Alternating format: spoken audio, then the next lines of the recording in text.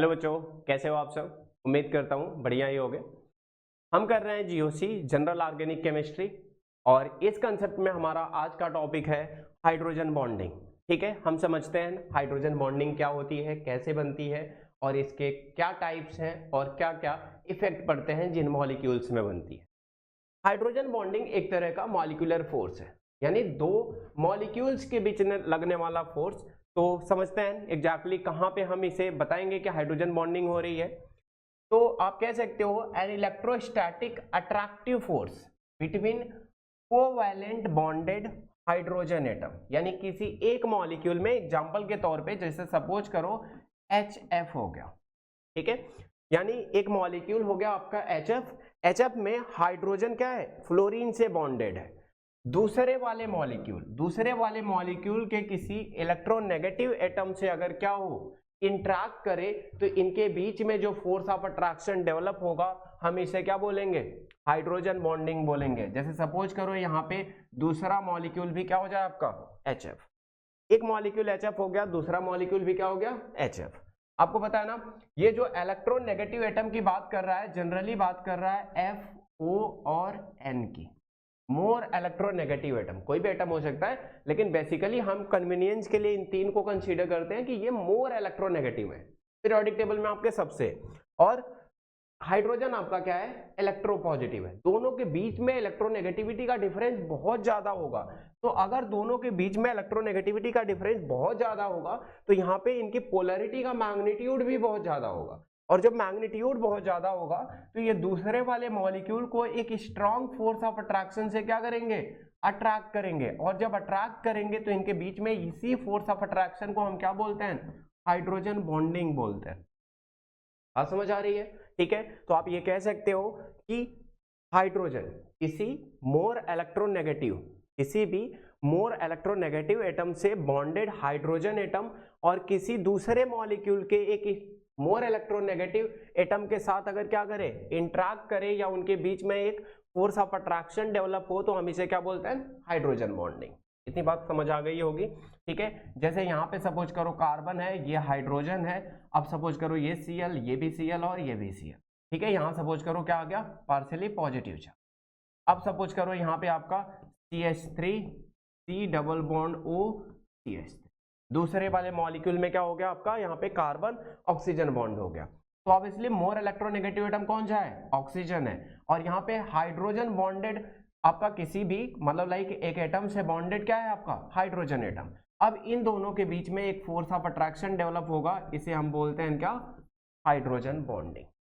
बात समझ आ गई होगी आप लोगों को कि ये दो डिफरेंट मॉलिक्यूल्स के बीच में लगने वाला फोर्स ऑफ अट्रैक्शन है। इसको हम मॉलिक्यूलर फोर्स बोल सकते हैं, बस इसे हम हाइड्रोजन बॉन्डिंग बोल रहे हैं। ठीक है, तो ध्यान रहे आपको कि इलेक्ट्रोस्टैटिक अट्रैक्टिव फोर्स है कोवैलेंट बॉन्ड हाइड्रोजन एटम, किसी भी मॉलिक्यूल के हाइड्रोजन एटम से दूसरे वाले मॉलिक्यूल्स के एक मोर इलेक्ट्रोनेगेटिव एटम के बीच में। ठीक है, क्लियर है इतनी बात। ऐसे किसी के साथ भी हो सकता है, जैसे सपोज करो आपका HCl है, फिर यहाँ पे HCl। ठीक है, इस तरह से मोर इलेक्ट्रोनेगेटिव और इसके बाद आपका इस तरह। बात समझ आ गई होगी। ठीक है, वैसे आप जनरली सारे मोर इलेक्ट्रोनेगेटिव एटम को कंसीडर करके नहीं चलोगे, दिमाग में रख के चलोगे क्या, FON। ये तीन मोर इलेक्ट्रोनेगेटिव एटम जहां भी आपको कहीं दिखेंगे और कोई कोवैलेंटली बॉन्डेड हाइड्रोजन एटम उनके साथ अगर दूसरे मॉलिक्यूल में दिखा तो वहां पे हाइड्रोजन बॉन्डिंग होना पॉसिबल। ठीक है, ध्यान दीजिएगा, ये तो बात आप समझ गए कि हाइड्रोजन बॉन्डिंग एग्जैक्टली क्या होती है। अब समझते हैं हाइड्रोजन बॉन्डिंग के टाइप्स की, कितने टाइप की हाइड्रोजन बॉन्डिंग होती है। तो हाइड्रोजन बॉन्डिंग दो तरह की होती है, एक होती है आपकी इंटरमॉलिक्यूलर, एक होती है आपकी इंटरमॉलिक्यूलर हाइड्रोजन बॉन्डिंग। ठीक है, और एक होती है आपकी इंट्रामॉलिक्यूलर, एक होती है आपकी intramolecular hydrogen bonding. Intramolecular hydrogen bonding, दोनों का क्या मतलब है एग्जैक्टली, दोनों का इंटरमॉलिक्यूलर का मतलब है कि एक मॉलिक्यूल का दूसरे मॉलिक्यूल के साथ, जैसे एग्जांपल के तौर पे आपने यहाँ HF लिया था, यहाँ पे आपने क्या लिया था, HF लिया था। तो इसके फ्लोरीन का इसके हाइड्रोजन के साथ अगर यहाँ पे होता है तो ये हाइड्रोजन बॉन्डिंग आपकी क्या है, इंटरमॉलिक्यूलर है। मतलब दो डिफरेंट मॉलिक्यूल्स के बीच में लगने वाला फोर्स ऑफ अट्रैक्शन है, मतलब दूसरे का हाइड्रोजन और दूसरे का मोर इलेक्ट्रॉन है। ये आपका क्या है, इंटरमॉलिक्यूलर है। इस तरह से आपके बहुत सारे हो सकते हैं, ठीक है। जैसे अल्कोहल वगैरह में भी ऐसा होता है, वाटर में होता है। वाटर का मतलब जैसे सपोज करो यहाँ पे, ठीक है, अब यहाँ पे ऑक्सीजन होता है, इस पे मोर इलेक्ट्रोनेगेटिव, यहाँ पे मोर इलेक्ट्रो पॉजिटिव। सपोज करो यहाँ पे दूसरा वाटर मॉलिक्यूल आ गया, अब इन दोनों के बीच में क्या होगा, एक फोर्स ऑफ अट्रैक्शन होगा। ये क्या है, हाइड्रोजन बॉन्डिंग है। तो यहाँ पे ध्यान दीजिएगा, ये इंटरमॉलिक्यूलर हाइड्रोजन बॉन्डिंग है। क्यों? क्योंकि एक मॉलिक्यूल का दूसरे मॉलिक्यूल के साथ इंटरेक्शन हो रहा है। लेकिन इंट्रामॉलिक्यूलर में क्या होता है, सेम मॉलिक्यूल पे दो अलग अलग स्पीशीज के बीच में अगर हो तो, जैसे एग्जांपल के तौर पे सपोज करो ये है आपका, यहाँ पे सपोज करो आपका OH है, और यहाँ सपोज करो आपका क्या है, NO2 है। यहाँ पे सपोज करो आपका क्या है, NO2 है, ठीक है। अब यहाँ हाइड्रोजन और ऑक्सीजन के बीच में, यहाँ क्या, हाइड्रोजन और ऑक्सीजन के बीच में जो हाइड्रोजन बॉन्डिंग हो रही है, ठीक है, ये आपकी कैसी है, इंट्रामॉलिक्यूलर हाइड्रोजन बॉन्डिंग है। इंट्रामॉलिक्यूलर हाइड्रोजन बॉन्डिंग का मतलब एक ही मॉलिक्यूल्स पे इसका हाइड्रोजन और दूसरे वाले के साथ क्या, ऑक्सीजन के साथ क्या हो रही है, इंटरेक्शन हो रही है। यहाँ पे एक फोर्स ऑफ अट्रैक्शन डेवलप हो रहा है, तो ये क्या है आपका, इंट्रामॉलिक्यूलर है। बात समझ आई? तो इंट्रामॉलिक्यूलर का मतलब सेम मॉलिक्यूल्स में हाइड्रोजन बॉन्डिंग हो, और इंटरमॉलिक्यूलर का मतलब एक मॉलिक्यूल का दूसरे मॉलिक्यूल के साथ क्या हो, हाइड्रोजन बॉन्डिंग। इतनी बात समझ आई? तो ये आपका क्या होता है, इंटरमॉलिक्यूलर हाइड्रोजन बॉन्डिंग और इंट्रामॉलिक्यूलर हाइड्रोजन बॉन्डिंग। क्लियर है इतनी बात? Effects of hydrogen bonding. Hydrogen bonding के इफेक्ट की वजह से क्या क्या चीजें होती हैं, ध्यान से समझिएगा।